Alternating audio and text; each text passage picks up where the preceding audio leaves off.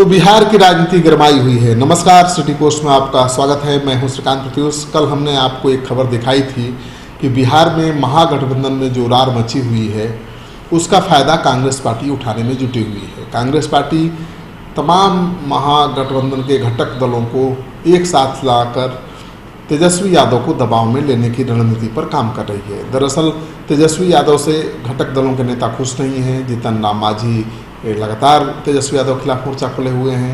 उनकी शिकायत है कि तेजस्वी यादव कोऑर्डिनेशन कमेटी का गठन नहीं कर रहे हैं, उनसे संपर्क नहीं कर रहे हैं, मनमानी कर रहे हैं। उपेंद्र कुशवाहा कुछ नहीं बोल रहे हैं, उनकी बातचीत भी नहीं हो पा रही है तेजस्वी यादव के साथ। सन ऑफ मला मुकेश सहनी भी बीजेपी के संपर्क में है, बीजेपी उनके संपर्क में है। ये तीनों दलों के नेता मिलकर कांग्रेस पार्टी को भरोसे में लेने की कोशिश की थी तेजस्वी यादव पर दबाव बनाने के लिए, लेकिन कांग्रेस पार्टी ने इनका साथ दिया नहीं था। लेकिन अब जब कांग्रेस पार्टी को लगता है कि ये तीनों घटक दल के नेता तेजस्वी यादव से नाराज हैं और जब इन्होंने कांग्रेस पार्टी के नेतृत्व पर विश्वास और भरोसा जता दिया, तब कांग्रेस पार्टी आगे आई है और कांग्रेस पार्टी ने इन घटक दलों के नेताओं को दिल्ली बुलाया, कुछ लोगों से फ़ोन पर बातचीत की और अब कांग्रेस पार्टी इन सभी घटक दलों को अपने दल में मिलाकर आगे बढ़ने की तैयारी में जुटी है। शरद यादव अहम भूमिका निभा रहे हैं। उपेंद्र कुशवाहा दिल्ली जाकर शरद यादव से मिल चुके हैं, अखिलेश सिंह से मिल चुके हैं।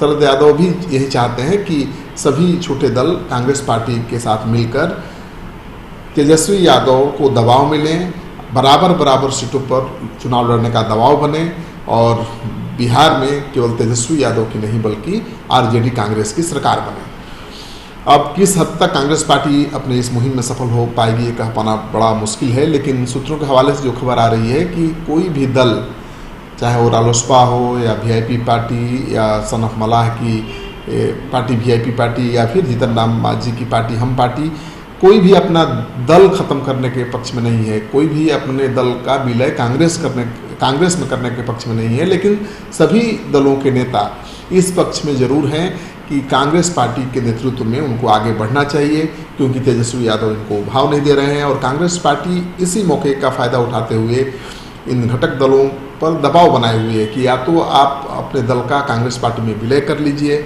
या फिर आप कांग्रेस पार्टी के चुनाव के निशान पर चुनाव लड़िए। तो मानकर चलिए कि बातचीत चल रही है और ज़्यादा संभावना है कि जो घटक दल हैं वो तैयार हो जाए कांग्रेस पार्टी के सिंबल पर चुनाव लड़ने के लिए, क्योंकि कई तरह के सिंबल होने से गलतफहमियाँ फैलती हैं, लोग कंफ्यूज होते हैं। तो कांग्रेस की कोशिश ये है कि एनडीए को कड़ा मुकाबला देने के लिए, कड़ी टक्कर देने के लिए पप्पू यादव, जीतन राम मांझी, उपेंद्र कुशवाहा, सन ऑफ मलाह और वाम दलों को भी साथ लाया जाए। इस कोशिश में कांग्रेस पार्टी जुटी हुई है, लेकिन कितनी कामयाबी मिलेगी ये कह पाना बड़ा मुश्किल है। लेकिन पप्पू यादव के संपर्क में भी कांग्रेस के कुछ नेता हैं। पप्पू यादव भी हैं, उनकी पत्नी तो कांग्रेस में है ही। पप्पू यादव जिस तरह से एनडीए के खिलाफ मोर्चा खोले हुए हैं, तेजस्वी यादव के साथ उनका 36 का आंकड़ा है। बगैर कांग्रेस के आगे आए पप्पू यादव को तो किसी गठबंधन में जगह मिलना नहीं है। इसलिए माना जा रहा है कि पप्पू यादव की भी इस चुनाव में अहम भूमिका होगी। कांग्रेस पार्टी उनको भी अपने साथ लाएगी और कांग्रेस पार्टी की रणनीति यही है कि सभी छोटे दलों को साथ मिलाकर बराबर सीटों पर लड़ने के लिए तेजस्वी यादव को मजबूर किया जाए। दरअसल ये सभी दल एक साथ हो जाएंगे तो तेजस्वी यादव के पास कोई रास्ता भी नहीं बचेगा, उनको इनकी बात माननी पड़ेगी। और इनकी दलील है कि पिछली बार जब जेडीयू के साथ आरजेडी का अलायंस था, आरजेडी ने 101 सीटें जेडीयू के लिए छोड़ी थी। अब तो कई दल हैं जेडीयू की जगह पर, तो उनके लिए ये सीटें आरजेडी को छोड़ देनी चाहिए।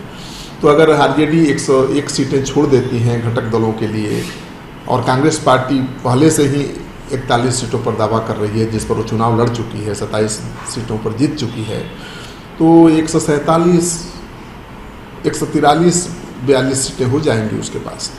तो कोशिश यही है कि 142 सीटों पर कांग्रेस पार्टी और तमाम घटक दलों के नेता और उनके नेता लड़ें चुनाव और 101 सीटों पर आरजेडी चुनाव लड़े। लेकिन ये बहुत बड़ा सवाल है कि क्या तेजस्वी यादव बराबर सीटों पर समझौता करने के लिए तैयार होंगे। ये तो बराबर सीट भी नहीं हुई ये तो घटक दलों को 143-41 देंगे तो उनके पास केवल 101 या 2 सीटें बच जाएंगी। तो सबसे बड़ा सवाल है कि आरजेडी जिसका सबसे ज़्यादा जनाधार है, यादव भावनात्मक रूप से जुड़े हुए हैं, अल्पसंख्यक आरजेडी के पक्ष में गोलबंद हैं क्योंकि आरजेडी ही बीजेपी को मुकाबला टक्कर दे सकती है। ऐसे में क्या तेजस्वी यादव कांग्रेस पार्टी की इस रणनीति की वजह से दबाव में आएंगे? ये सबसे बड़ा सवाल है। और जो राजनीतिक पंडित हैं उनका मानना है कि कांग्रेस पार्टी भले लाख कोशिश कर ले, लेकिन तेजस्वी यादव लगभग 140 सीटों पर चुनाव लड़ेंगे ताकि चुनाव जीतने के बाद सरकार बनाने में उनकी अहम भूमिका रह सके। इस वीडियो को ज़्यादा से ज़्यादा लोगों के साथ शेयर करिए। ये अंदर की खबर है और खिचड़ी पक रही है, अभी पकी नहीं है, थोड़ा समय लगेगा। आपका सहयोग समर्थन लगातार मिल रहा है, इसे आगे बनाए रखिएगा। अगर आपने अब तक हमारा चैनल सब्सक्राइब नहीं किया है तो कर लीजिए। आपका सहयोग समर्थन सिटी पोस्ट के लिए बहुत मायने रखता है।